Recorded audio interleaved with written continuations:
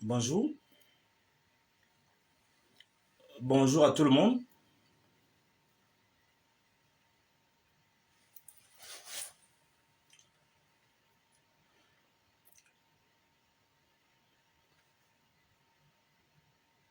Je vous salue. Bonsoir. Oui, bonsoir Alain. Bonsoir Jacob.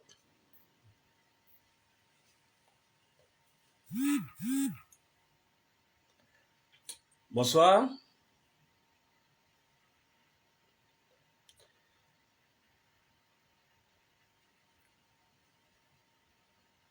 Oui.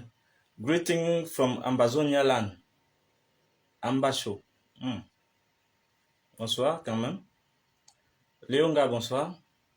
Jacob, bonsoir. Mercedes, bonsoir. Bonsoir Marie. Marie-Jeanne. Priez de vous connecter. Priez de vous connecter.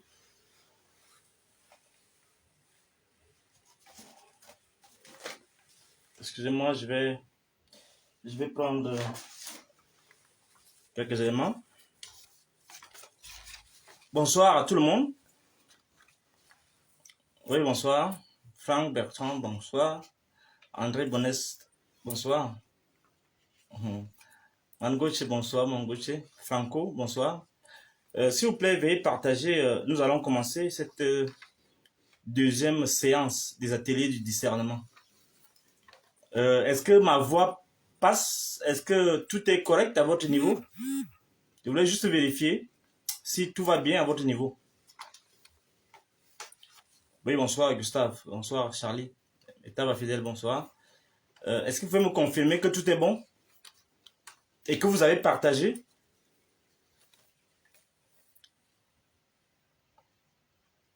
Oui, bonsoir Delphine. Très bien. Donc, nous allons commencer. En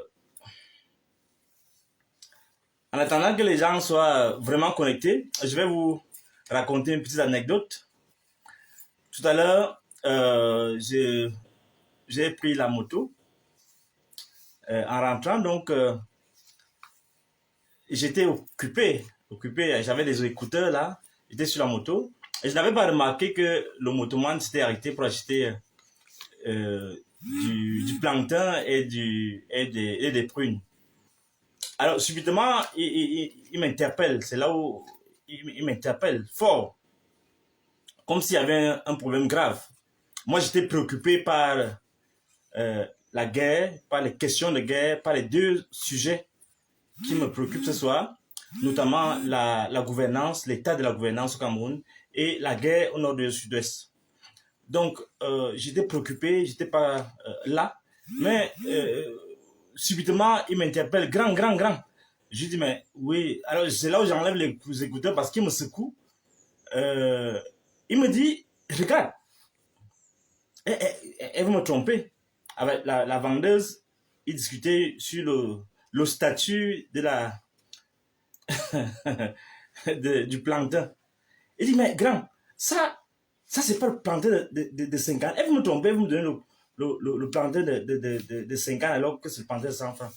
Alors, il en fait une affaire d'État. Vous voyez. Bon, et moi, je souris, je dis, mais bon, accepte qu'il te trompe cette fois-ci. On va régler ça tout à l'heure. Alors, finalement, il a payé. il a payé ses 100 francs et la femme lui a donné le plantain qui convenait à son prix d'après elle. Donc, après, nous sommes rentrés. Elle ne savait pas qu'à l'instant précis, je partais retirer une contribution de 600 000. Je vais vous donner les suites tout à l'heure. D'un compatriote. Et il était prévu que je lui donne 400 francs. Bon, vu l'incident, j'ai décidé de lui donner 2000 francs. et en l'encourageant, il était tout content pour qu'il puisse oublier cette tromperie de la femme qui lui a vendu un plantain à 100 francs au lieu de France à 50. Bon, alors, vous êtes suffisamment déjà connecté et vous racontez cette anecdote parce que, vous voyez, lorsque d'autres sont préoccupés par des questions sérieuses de la marche du pays, d'autres gens, universitaires, cadres et autres, sont préoccupés par le plantain, par la différence entre le plantain de 50 et le plantain de 100 francs. C'est-à-dire par des questions d'ordre nutritionnel. Donc, c'est pour vous dire que chacun a ses préoccupations. Donc, je vous prie de partager parce que ce soir également, nous allons vraiment aborder des questions sérieuses qui concernent la gouvernance. Mais avant cela, je dois vous faire le point sur les contributions. Nous allons continuer à recevoir des contributions de nos bienfaiteurs. J'ai ici, vous avez, la dernière fois, on a fait un petit point sur les contributions des uns et des autres parce qu'il y a deux projets importants. Les questions d'éducation des populations qui sont importantes. Notre rôle en tant que philosophe, en tant que penseur, en tant qu'enseignant, c'est de transformer les esprits. On n'aime pas bien la question de la mentalité parce que c'est des questions, bon, c'est retenu comme ça que c'est la mentalité. Non, c'est une question de redonner une autre dimension à notre être, une autre dimension à notre identité, une autre dimension à notre personnalité. Donc ça se construit. Ce n'est pas un jeu du hasard. Donc, nous allons contribuer à partir de maintenant à enraciner dans les cœurs, dans les esprits, la valeur qui est la nôtre. Donc, c'est le travail que nous devons faire et que nous allons faire de manière très sérieuse. Bon, ce soir, je vais parler des deux sujets, la gouvernance et la guerre au nord du sud-ouest, c'est-à-dire la suite de l'affaire qui m'oppose au colonel Joël-Émile Banqui. Bon, au départ, d'abord, on va parler des contributions. Vous avez dit, la dernière fois, on avait un ensemble de contributions. Il y a eu d'autres qui sont ajoutés. Je vais donner quelques noms rapidement. Monsieur Satek Gilbert du Canada, il a envoyé 5 livres. On a une réserve de 5 livres. Monsieur Joachim Dané a pris un livre et a contribué à hauteur de 40 000. Également, monsieur Yannick Stéphane, qui a contribué, je crois, à hauteur de 100. Attendez, c'est son truc ici, c'est son Western Union ici. Il a contribué à hauteur de 52 000 francs. Là, c'est monsieur Yannick Stéphane Sichon qui a contribué à hauteur de 52 000. Planète Mémé a contribué à hauteur de 5 000. Éléonore Joël Gembou, 100 000. Foster Melik, 65 000. Professeur, mon collègue, qui est en Asie, Moyen-Orient plutôt, l'auteur du livre Le Secret qui libère et développe l'Afrique. Il a contribué à hauteur de 50 000. Patrice Nouma, notre frère et compatriote, Patrice Nouma donc, a contribué à hauteur de 300 000. Je réserve le gros prix après. Moïse Timchem a contribué, c'est mon collègue, mon collègue de l'université a contribué à hauteur de 50 000. Monsieur Ateba Luc, 5 livres. Il a décidé de les distribuer aux gens de son choix. J'ai dédicacé, je les ai envoyés. Je lui ai envoyé ça hier. Monsieur Youssoufa Mohamedou, 51 000. Un contributeur anonyme a donné 51 000 également, avec 5 livres en fait. Il a demandé qu'on convertisse ça en livres. Gideon Defo, 30 000. Monsieur Etoga, je ne dirais pas ces autres noms, on peut l'identifier. Il a contribué à 20 000. Une personne non identifiée a contribué à hauteur de 100 000. Une personne non identifiée encore a contribué à hauteur de 65 000. Eleonore Ngembu a contribué à hauteur de 100 000. Jérémy, je ne dirais pas le nom parce qu'il peut être reconnu, il tient à être anonyme, 20 000. Et la contribution la plus importante m'est parvenue depuis ce matin, c'est la contribution de Roger de Londres. Roger de Londres a contribué à hauteur de 600 000. 600 000, c'est-à-dire qu'il y a une partie réservée pour 20 livres, donc et les 400 000 pour une affaire précise. Vous savez que je suis sous le coup des menaces de capture. On menace de me capturer. C'est comme si c'était un ennemi de la patrie. Donc, je peux dire ce soir, avant d'aller dans nos sujets, que je ne vais pas me laisser faire.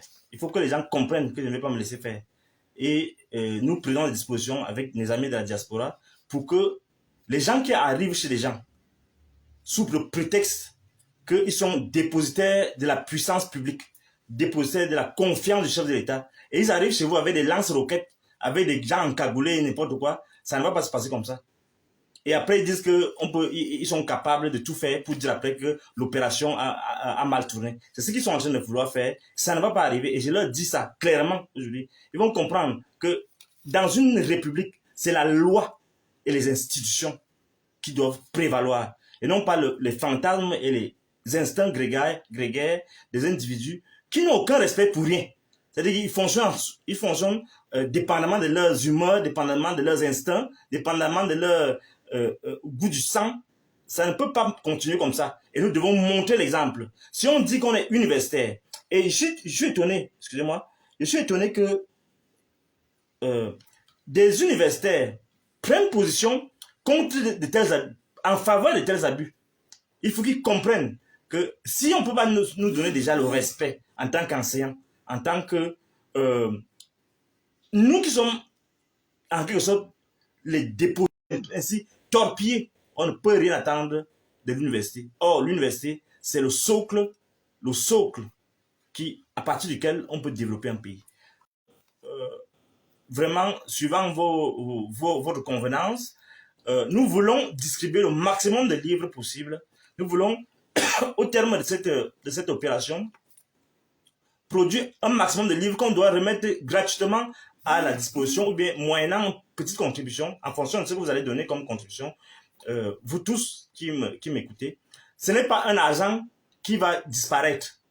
C'est un argent où on va instituer ce qu'on appelle l'Institut des discernologies œuvres. On va donc se retrouver avec des situations où, effectivement, on met sur pied une institution qui fera la référence dans le monde. C'est-à-dire une institution qui forme, dont la cible est les hommes qui doivent gouverner et la jeunesse. Pour qu'on amène les gens à forger une âme. Parce qu'un peuple qui n'a pas d'âme, qui n'a pas un idéal, qui n'a pas une façon propre de se représenter son statut, son identité. La première thématique d'aujourd'hui, donc, c'est la gouvernance. La gouvernance au Cameroun. On va attendre, voilà. Excusez-moi, ça dérange un peu, mais ça va revenir. Il y a un ensemble de choses. Je voudrais donc parler spécialement de deux thèmes. La question de la gouvernance au Cameroun et la question des suites à donner à cette affaire qui m'oppose à certains individus, à certains individus. Mais je voudrais que vous partagiez ce direct parce que il y a un élément nouveau. Il y a un élément nouveau qui concerne ce dossier Nkef Fridolin Bankwi. Je vais vous faire écouter un audio tout à l'heure et je vous demande de partager au maximum où vous allez voir donc les intentions réelles de ces gens-là qui m'invitent, qui me convoquent. Je voudrais d'abord vous rappeler que le premier point aujourd'hui, c'est la question de la gouvernance. Il faut d'abord que je rappelle que l'État, lorsqu'on parle de l'État, l'État parle toutes les langues. L'État a tous les goûts. L'État, c'est le domaine où tout le monde se reconnaît, où toutes les cultures s'embrassent, où toutes les énergies fécondent. Donc, l'État ne peut pas être la propriété d'un groupe d'individus. Dans un pays comme le nôtre, où il y a des centaines de personnes, il n'est pas question qu'on donne l'impression qu'un groupe accapare toutes les énergies, toutes les richesses d'un pays. C'est pourquoi je vais dire ici que tout ce qui est là, tout ce qu'on voit là, a ceci de particulier que ça a une coloration ethnique. Ça a une coloration ethnique. C'est comme si les richesses dans tout le pays appartiennent à un individu, appartiennent à quelques individus d'une origine précise. Or, l'État doit parler toutes les langues. Mais quand vous voyez la coloration de ce qui se passe là, vous allez vous rendre compte que l'État n'est plus le summum de tous les vouloirs, mais c'est, dans le cas du Cameroun, précisément, c'est la matérialisation d'un certain esprit moyenâgeux qui commande certains à s'approprier de manière abusive l'État, les instruments, l'appareil de l'État. Donc, on ne peut pas dire que un pays comme le nôtre, si on prend un exemple, regardez toutes les sociétés, toutes les grandes sociétés. Je peux prendre SNH, je vais prendre CNPS, je vais prendre FECOM, Sonatrel, CSPH, Port Autonome, aussi bien de Douala, de Kribi, la SCDP, la Sonara. Alors, bref, quand on regarde tout, on voit même des cas terribles où est matérialisée la malgouvernance. Il y a un type qui est DG, je crois, de Sonara, et en même temps, il est PCA du port autonome. C'est incompréhensible. On va continuer. On va voir des cas comme la CRTV, Camtel, un ensemble de sociétés où il y a exclusivement quelques individus. On va me dire que je devrais en être fier. Parce qu'en fait, c'est des gens qui sont supposément être de mon aire géographique, comme on aime à le dire. Mais ce n'est pas ça un État. Ce n'est pas ça un État. C'est comme si, fondamentalement, on était en pleine embrouille. C'est comme si le président de la République avait peur et qui s'entourait d'un certain ensemble de précautions pour faire plaisir à certaines personnes. Or, en fait, il faut qu'on le lui dise, parce que c'est notre responsabilité de le lui rappeler. À un certain âge, on n'a même plus peur de la mort. Et je ne sais pas pourquoi les gens sont si attachés à la vie. À un certain âge, on doit faire. Pourquoi?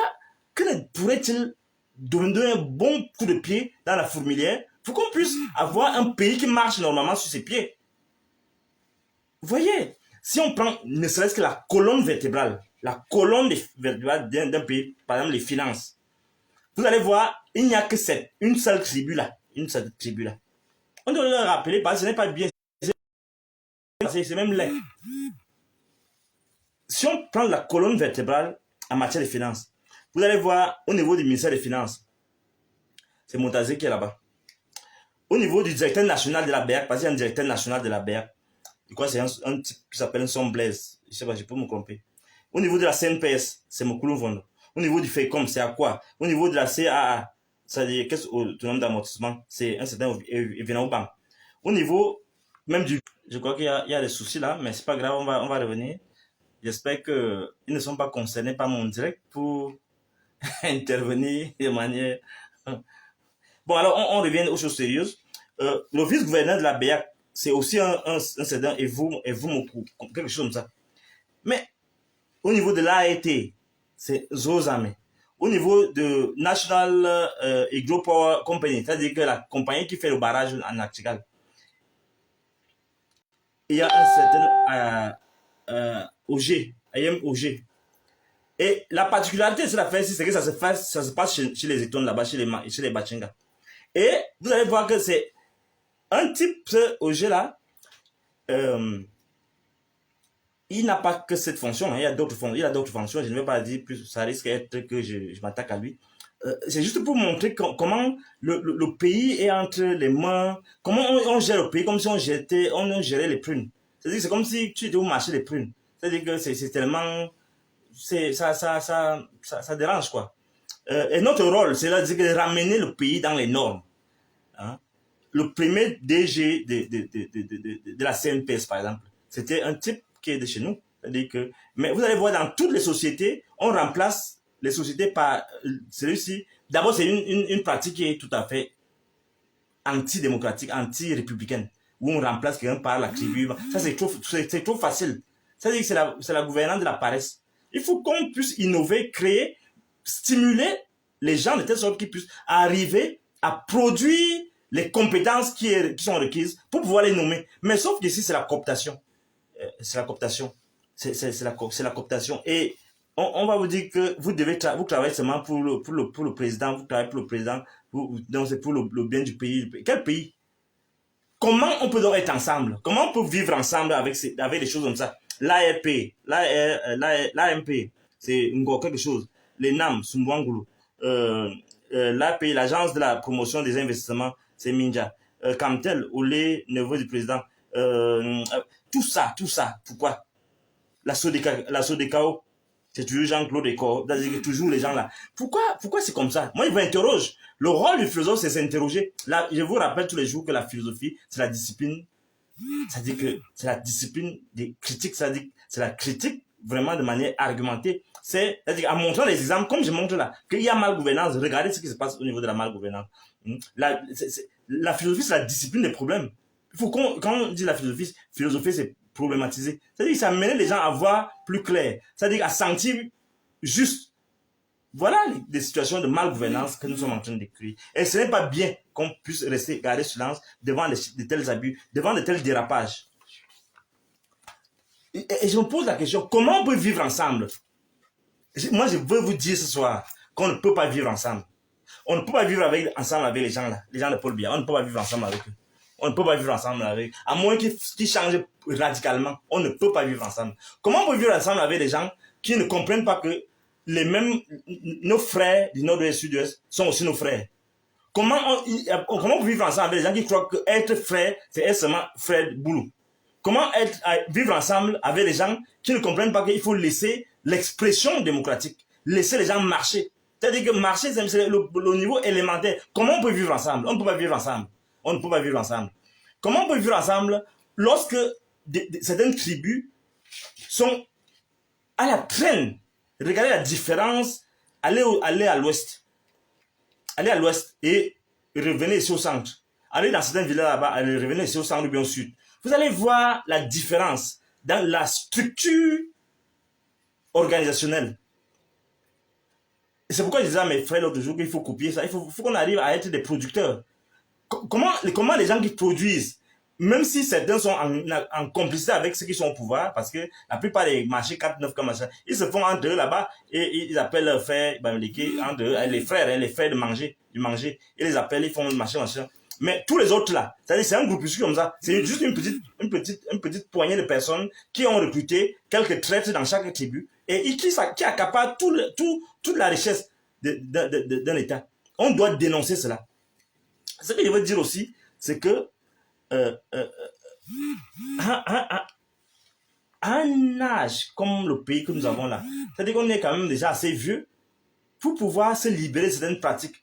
C'est-à-dire que les choses comme ces milles, tout ça, ça ne doit même plus exister. C'est-à-dire que c'est par ces appareils-là qu'on tient le peuple. Ça ne peut exister que dans le sens où c'est orienté dans le combat contre les agresseurs extérieurs. Je crois que les responsables de cette affaire-là sont spécialistes de l'antiterrorisme.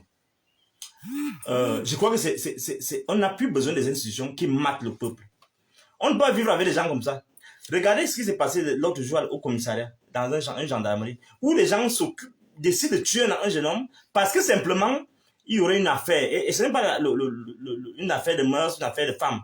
Et ce n'est pas le premier cas.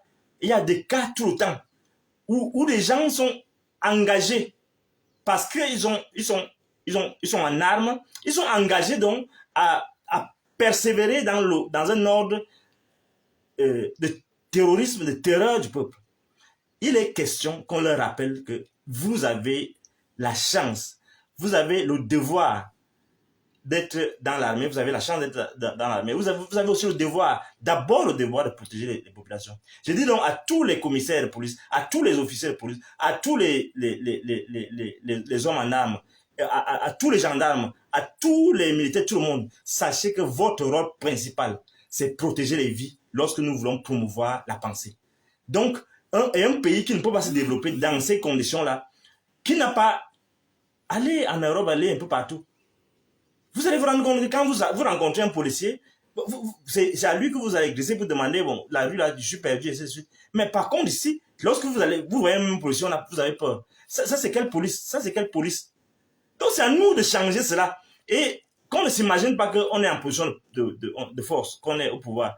Que les gens, les gendarmes, les policiers, les militaires comprennent. Et je suis content parce que beaucoup apprécient et beaucoup même contribuent à tout ce que j'ai fait là. Il faut qu'ils soient les premiers à être les missionnaires de la paix. On ne peut pas vivre ensemble avec certains militaires, avec certains policiers. On ne peut pas vivre ensemble. La question de vivre ensemble, là, c'est une tromperie. Il faut qu'on change même nous-mêmes. On ne peut pas vivre ensemble avec des gens qui sont occupés à terroriser les gens, à mener dans la maison des gens des lance-roquettes, comme si on était des terroristes. Il faut qu'on comprenne qu'on ne peut pas vivre ensemble. On ne peut pas vivre ensemble. On ne peut pas vivre ensemble d'un côté, les gens qui sont déjà trop riches à l'ouest, trop riches au nord, ou du moins même là, c'est encore hypothétique. Et les gens qui sont à la traîne là, qui sont seulement occupés à espérer, à mendier, à espérer seulement qu'ils seront au pouvoir. On ne peut pas vivre ensemble dans ces conditions-là. Parce qu'après, vous serez étonné que les gens, comme ça se passe déjà, quel est le vivre ensemble que vous allez vivre? Où les gens viennent de partout pour venir acheter les terrains, les plantations de vos papas, de vos mamans, de vos ancêtres. Les gens viennent acheter ces plantations. Pourquoi? Parce que vous êtes restés comme vous êtes restés là. Comment on va vivre ensemble? Parce que ça va nourrir des guerres, ça va nourrir des rancœurs. On va donc vivre ensemble comment? C'est donc à nous, chacun à son niveau, de faire ce qu'on a fait. Et je dis, il n'est même pas question que les gens s'imaginent que non, c'est l'affaire, ça concerne les autres. Les gens croient que tout l'engagement que je prends là, c'est parce que ils s'imaginent quoi? Que je n'ai pas de parents, je n'ai pas d'enfants, je n'ai rien. Non. On doit se dire que si on ne donne pas l'exemple, si on ne montre pas la voie, on est perdu. Parce que la discipline philosophique, c'est la seule arme qui puisse résister aux armes. La philosophie, c'est l'arme qui résiste aux armes. Donc, si on n'a pas de bons philosophes, si on a des philosophes qui vont s'aplatir là, pour dire, oh, moi je me soumets à la loi, même si c'est une loi illégale, on ne peut pas se développer dans ce pays-là. Il faut des philosophes, des philosophies qui montrent que la volonté tient tête à la barbarie. Et c'est cela, la philosophie qui nous convient. C'est pourquoi, le mois prochain, à la fin du mois prochain, ou bien en début septembre, je vais sortir l'ouvrage La révolution de la pensée africaine, essai de philosophie politique, qui est préfacé par Hubert Mononjana. Le prof a bien montré dans l'éditorial, dans la préface, la fonction de la philosophie que je voudrais orienter, en mettant en exergue l'initiation à la discernologie. Donc, on ne peut pas vivre ensemble. Sachez que les Camerounais ne peuvent pas vivre ensemble maintenant. Avec des gens qui sont occupés à promouvoir le tribalisme et d'autres à subir les fougres de la police et des sous-préfets et autres préfets et ainsi de suite. On ne peut pas on ne peut pas vivre ensemble. On leur dit aujourd'hui qu'on ne peut plus vivre ensemble.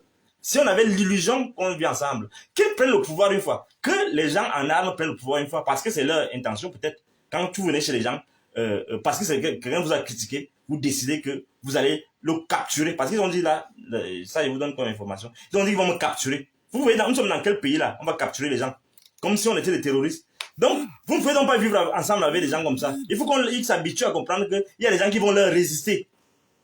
Et dans ces conditions-là, la résistance, la révolte est un devoir citoyen républicain. Donc, on ne peut pas vivre ensemble dans ces conditions. Lorsque les équilibres sont aussi disproportionnés, où les gens sont en armes, d'autres qui croyaient que ce sont les armes qui devaient les protéger, sont maintenant des armes qui sont occupées, ils sont utilisés pour les contrôler, pour les dominer, pour les esclavagiser. On ne peut pas vivre ensemble. Donc, il faut que chacun reprenne conscience que notre devoir, en tant que citoyen, en tant que policier, en tant que gendarme, ainsi de suite, c'est de promouvoir la vie. On n'est pas dans ces fonctions-là pour torturer les honnêtes citoyens. Ça ne veut pas dire que dans certaines conditions, on ne doit pas sévir. Oui, on doit sévir. Parce que si on ne sévit pas aussi, le pays est en lambeaux. Le pays va à volo.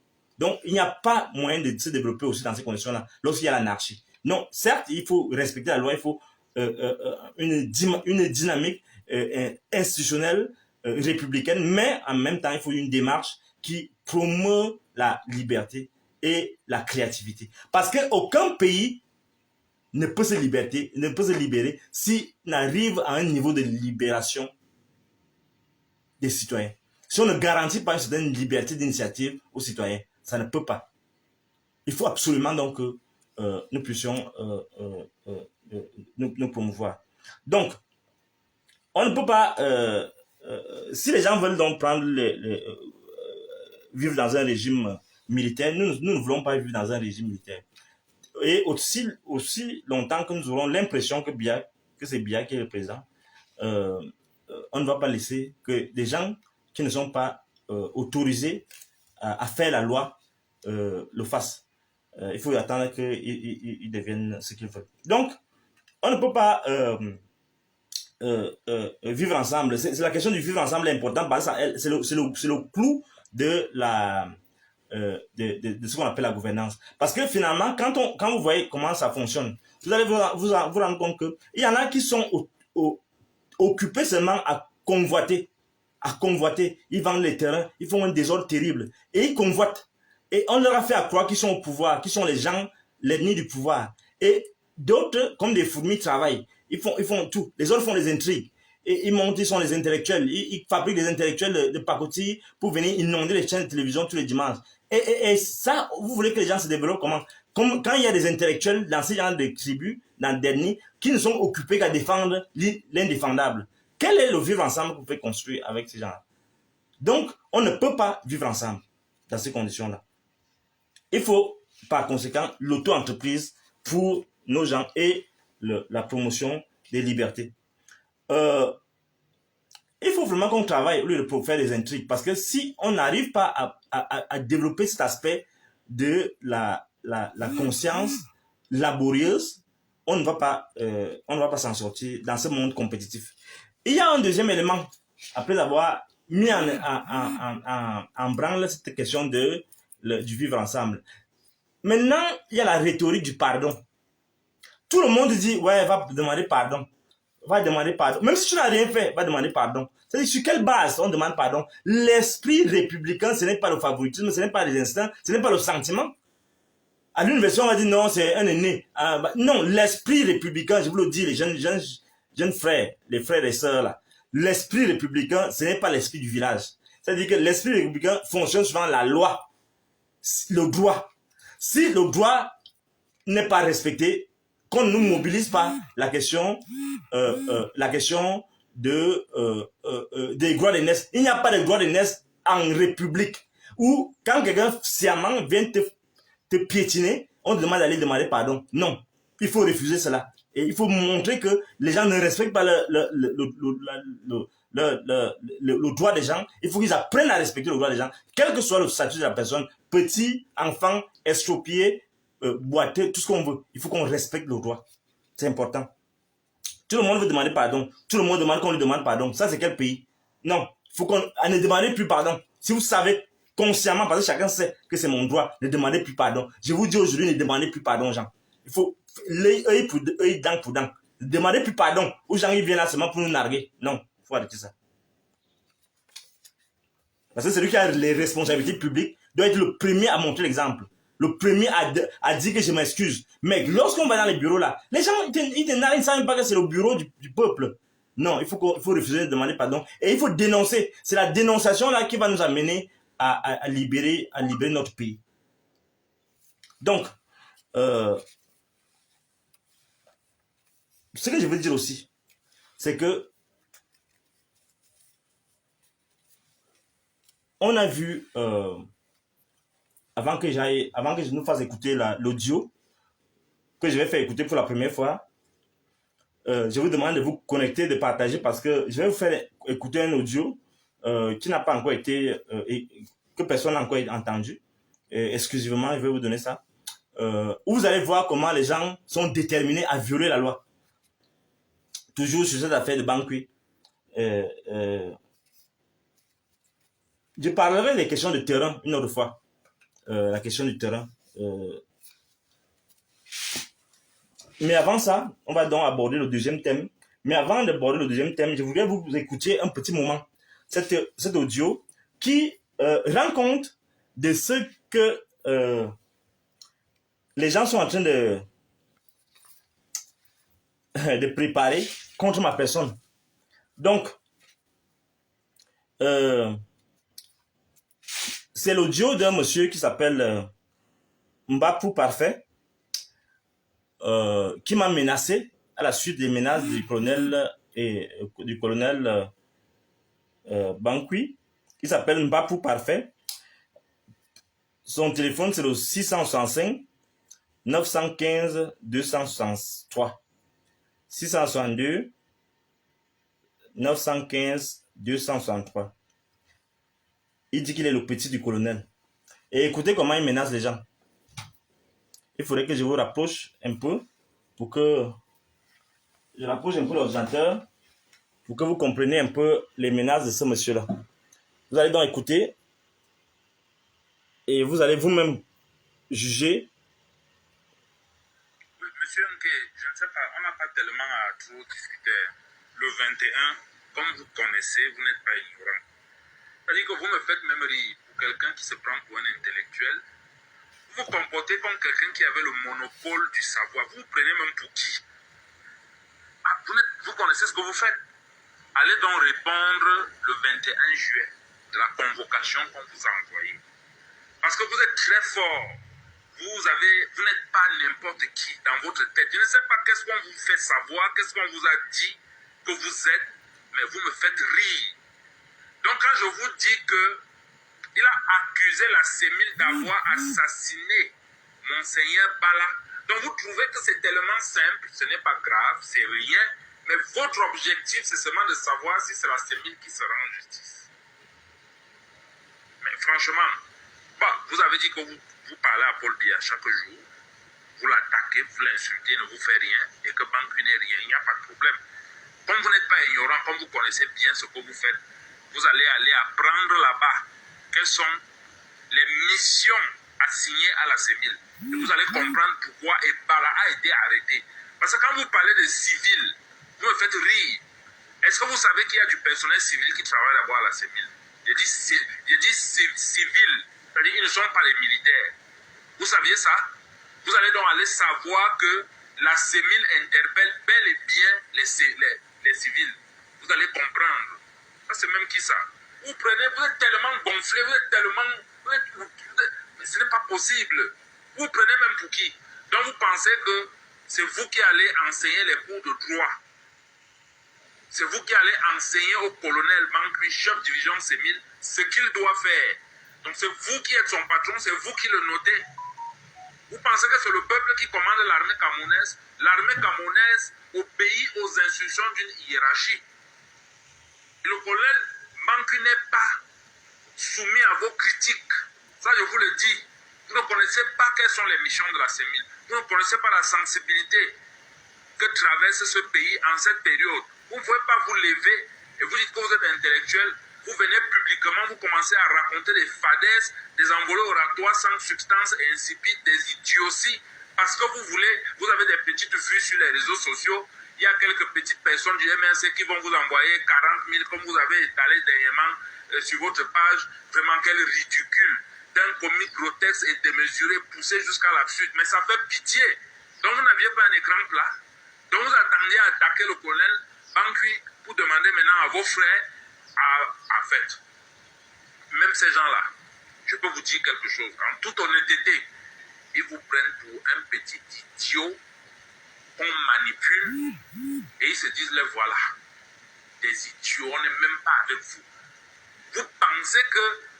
Attends, je suis en train de faire un vote. Je sais que ce vote peut se balader n'importe où. Donc je vais me maîtriser, je ne vais pas dire n'importe quoi, mais nous nous comprenons. Donc vous n'aviez pas un écran plat. Donc vous n'aviez pas 40 000 francs.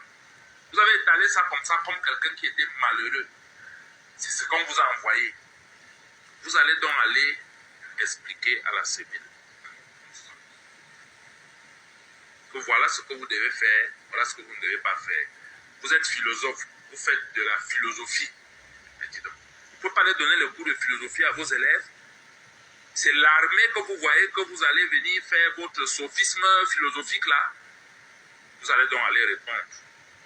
Prenez courage, soyez forts. le président de la République vous permet de tout lui dire. Vous avez même dit que les militaires de la GP, la garde présidentielle, vous regardez prendre le taxi chaque matin et ils savent que vous insultez le président Pobia, vous attaquez le président Pobia, mais ils ne vous font rien. Et que c'est Manque qui croit qu'il est plus fort. Il vous a dit dans le vote que vous allez savoir qui il est.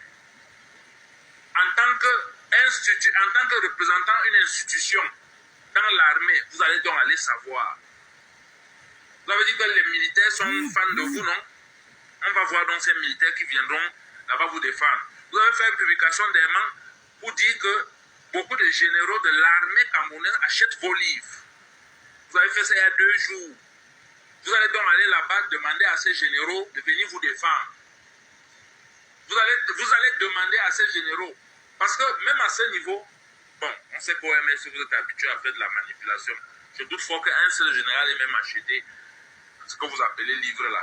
Et même si c'était le cas, vous pensez qu'on ne peut pas auditionner un général à la sécurité militaire? Vous pensez que si vous avez des officiers généraux qui sont derrière vous, vous pensez qu'on ne peut pas les auditionner ni les convoquer? Mais attends, vous réfléchissez même, vous allez voir. Il faut que ce pays-là, l'esprit du MRC là, l'esprit de malédiction, l'esprit de Kanto, c'est-à-dire que cet esprit de rébellion qui se retrouve aujourd'hui comme si c'était dans l'air que nous respirons là, ça, il faut que cet esprit s'arrête dans ce pays, c'est trop.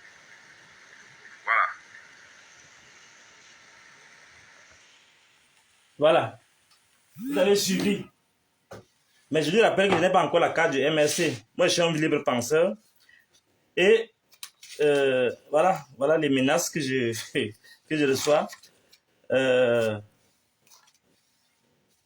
Il s'appelle Mbapou, parfait. C'est lui, il m'avait d'abord appelé le lendemain de l'appel du colonel, des menaces du colonel, les menaces de mort du colonel Bankui. Il m'avait appelé le lendemain pour me dire non, il faut qu'on trouve un terrain d'entente. Ils m'ont envoyé, je peux le dire aussi, ils m'ont envoyé quelques personnes là, dont des journalistes connus de vous tous, pour venir me parler. Je leur ai dit, et je le dis encore ce soir, il n'a rien à dire à Bankui. Je ne sais même pas s'il existe. D'abord, je n'ai même pas la preuve qu'il existe, parce que je ne sais pas. Donc, je n'ai rien à lui dire. Donc, on n'a rien à parler même. D'ailleurs, si on doit m'entendre un jour, s'il existe effectivement, s'il doit m'entendre, il faut qu'il se prépare, parce qu'on n'auditionne pas un philosophe comme ça. Il risque, et il faut qu'il soit désarmé. Parce que je vais lui dire des choses qui commencent à réfléchir, comme ça va tourner sa tête. Il peut sortir l'arme et tirer sur moi. Et j'ai pitié de lui. Il ne faut pas que ses enfants souffrent après. Parce que je sais ce qui va lui arriver si ça arrive. Donc, et à ses commanditaires. Donc, c'est pas pitié que j'ai dit non, je ne parle même pas. Qu'il aille d'abord se former. Parce que pour auditionner un philosophe, un penseur, un vrai, pas les machins que vous voyez là, pas les philosophes que vous connaissez là, les petits là. Moi, je suis un vrai. C'est-à-dire que j'ai passé ma vie à penser. Je passe mes journées à réfléchir, à écrire, à creuser notre situation pour la restituer, pour en comprendre les mécanismes, pour comprendre les mécanismes de notre aliénation, pour comprendre comment on peut partir des bribes que nous avons pour se projeter dans l'avenir. Donc, un type comme ça, il faut d'abord qu'il ait acheté un dictionnaire. Parce qu'il faut qu'il comprenne le langage qui va lui parler, et c'est pas sûr qu'il va comprendre tout. Et non seulement ça, il faut qu'il soit désarmé, parce qu'il faut qu'on purifie. Et d'ailleurs, je profite de l'occasion pour demander un débat public, s'il veut qu'on discute, parce qu'il dit qu'on discute, on veut parler en homme. Parce qu'il m'a dit qu'il veut parler avec moi en homme. Qu'on discute donc de manière publique, qu'on défende, chacun défend sa position, la guerre. Moi, je défends ma position, je l'amène, je le défie, je lui donne un défi public, qu'on discute publiquement, on organise une conférence, une table ronde, on discute. Je le défie maintenant là, moi je lui lance le défi que viens on discute. Tu enlèves l'arme, parce que l'arme, sans on discute, on n'a pas l'arme. Tu viens, on discute, on décide de ce qu'il y a à le faire. On peut convoquer ça quelque part. Parce que j'ai vu un représentant de l'armée aller dans les... il est très compétent d'ailleurs. Moi, je l'ai écouté avec beaucoup d'admiration. Je crois que c'est le nouveau porte-parole de l'armée. Mais c'est un type qui a de la maîtrise et qui a du contenu. Donc, je pense qu'on peut donc organiser un débat. Mais tant que le débat n'est pas organisé, je dis qu'il n'est pas capable. Il n'est pas au niveau. Il n'a pas le niveau pour m'auditionner. Parce que quand on voit ces ajustements-là, on voit qu'il n'a pas de niveau. Quand il dit qu'il va venir capturer les gens, il n'a pas le niveau. Donc il faut qu'il ait le niveau, que le niveau augmente un peu pour qu'on puisse discuter et pour qu'il comprenne ma position. Donc, ça c'est ce que je voulais dire. Mais je voulais vous dire, à vous tous, qu'on ne peut plus laisser cette guerre se poursuivre. Je demande à vous tous qu'on ne peut plus laisser cette guerre se poursuivre. On ne peut pas laisser que certains s'enrichissent de manière éhontée, de manière si dégueulasse sur le cadavre des gens. Je veux que vous tous, vous sachiez ce soir que on doit arrêter cette guerre. Et c'est nous qui devons arrêter cette guerre. Vous allez me demander comment. Vous voyez les enfants qui meurent là. Vous voyez les enfants qui sont torturés là.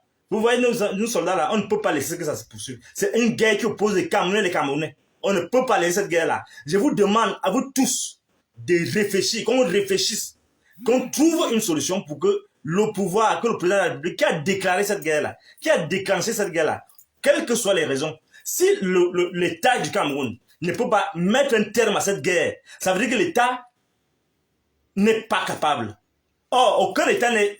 Il n'y a pas d'État qui soit incompétent ou bien incapable de se gouverner ou bien de mettre un terme à la guerre que lui-même il a initiée. Il faut que toute personne qui est en lien avec les autorités de ce pays fasse pression sur ces personnes-là pour qu'on arrête cette ignominie. C'est tellement dégueulasse. Regardez les cadavres, regardez l'amoncellement des cadavres, regardez les têtes des gens. On joue au ballon avec les têtes des gens.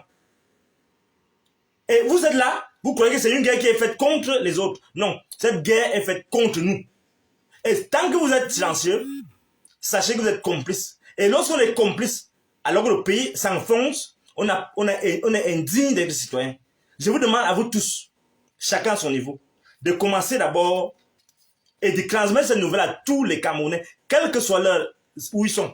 Si vous pensez que notre vision du Cameroun, si vous pensez, et je vous donne ce message aujourd'hui, si vous pensez que notre vision du Cameroun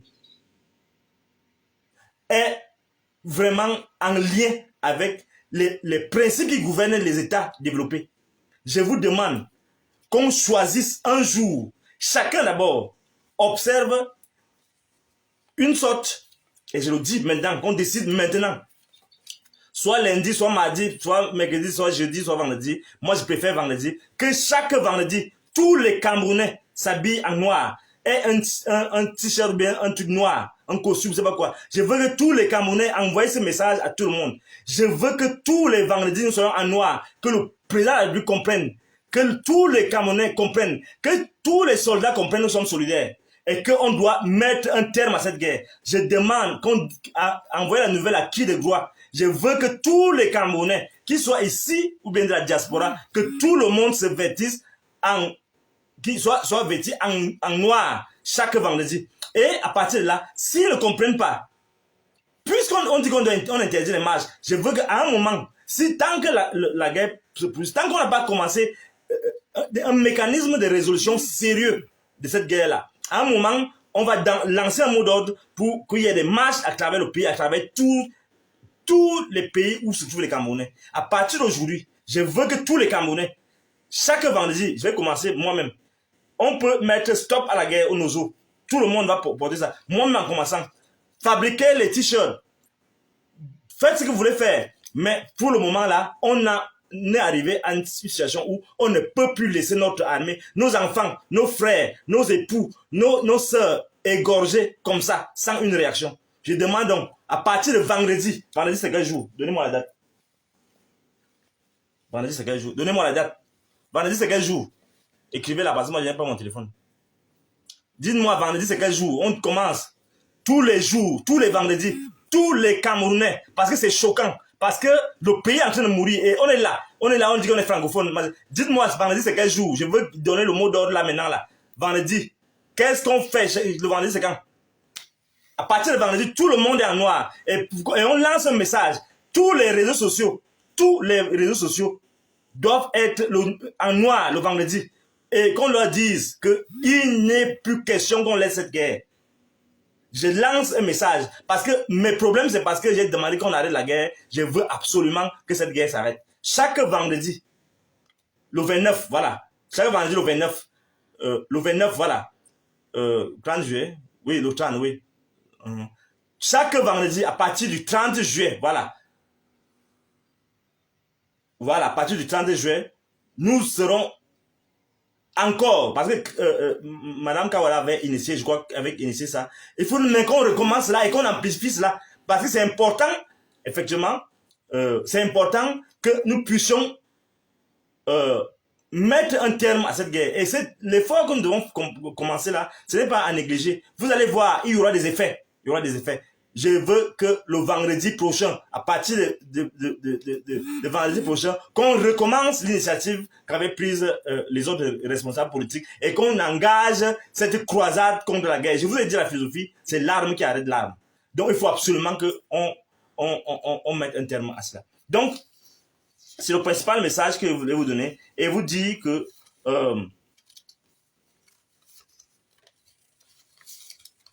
lorsqu'on voit ces enfants-là, je vais terminer par là, lorsqu'on voit nos soldats, vous ne pouvez pas vous imaginer qu'est-ce que ça fait, comment c'est difficile d'assumer la tenue dans un champ de combat. Vous ne pouvez pas vous imaginer comment c'est un sacrifice, le sacrifice ultime. Et lorsque nos enfants, nos frères se sacrifient comme ça, la seule chose qui doit leur revenir, c'est qu'ils soient bien traités. Et il n'est pas question que nos soldats soient mal servis. Il est question qu'on lutte, qu'on contribue à ce que, par la critique, que même au niveau de la gestion de leur quotidien, que chacun ait un meilleur. Que tous les hommes de troupes soient satisfaits. Sache qu'ils ne meurent pas pour rien. Ils ne peuvent pas mourir alors que quelques individus sont ici à Yaoundé, supposément des supérieurs hiérarchiques. Et c'est même pas moi qui le dis, hein, c'est le ministre qui était parti dernièrement dénoncer certaines pratiques. On ne peut pas accepter que certains qui soient ici à Yaoundé, alors que les gens sont en train de vivre la mort, les gens s'amusent à faire la diversion. On doit soutenir. Un militaire qui est au front doit avoir un chef intègre, capable de l'inspirer, de lui donner confiance, Et donc je dis, tous ces gens qui sont à la tête et qui sont à la tête responsables de cette affaire-là doivent y mettre un terme. Ce n'est pas seulement par la guerre que les gens deviennent riches. Il faut qu'on arrête ça. Donc, pour terminer, vous aurez le bilan complet de vos contributions bientôt. Et continuez de contribuer. Je demande que vous contribuez véritablement en achetant massivement le livre qui est toujours là, qui est en deux versions, VIP et classique, anglais et français, que vous contribuez. Chacun doit acheter au moins 2-3 livres. Il les donne à des gens et lui dit de lire, de conscientiser.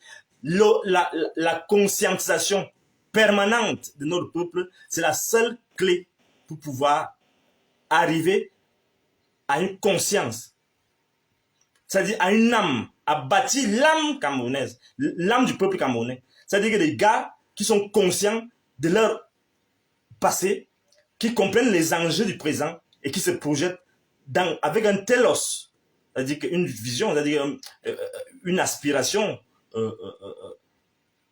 une projection dans l'avenir qui soit conforme à la réputation que nous avons, c'est-à-dire qu'un peuple, vraiment, un peuple capable.